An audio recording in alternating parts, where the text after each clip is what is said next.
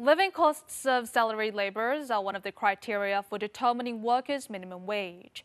Its goal is to take into account expenses spent on maintaining livelihood when setting the minimum wages, but some critics are saying that the calculation fails to reflect the reality.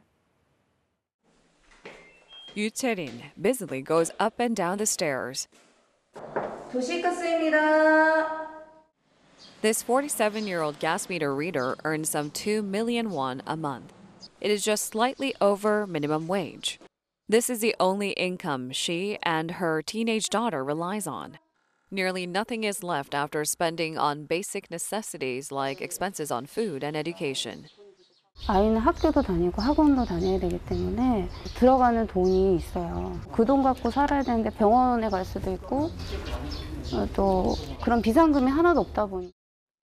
But two-member families like Yu's are not included when analyzing living expenses for setting the minimum wage. The Minimum Wage Commission includes just single-person households when analyzing living expenses based on data provided by Statistics Korea. Families of 2 or more persons need greater living costs than single-person households, yet they are not reflected on the data. In reality, many workers support their families with earnings as small as minimum wage. According to a study that multiplied the number of workers in the family by 110% of the minimum wage, two-member families take up the largest portion of households living on minimum wage. Three-person families account for nearly 20%.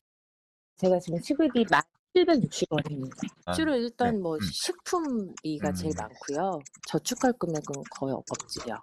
비혼 단신 근로자의 규모가 굉장히 적기 때문에 최저임금의 영향을 받는 노동자들이 속한 가구를 포괄하지 못한다라는, 그러니까 상당히 대표성이 낮다라고 지금 얘기를 할 수가 있고. The Commission's Reform Task Force once recommended that living costs of families in various types be considered in determining the minimum wage. But the business sector opposes this opinion, saying that the minimum wage must be calculated based on wages for unmarried workers living alone. They added it would be off-point if living expenses for other family members are also calculated.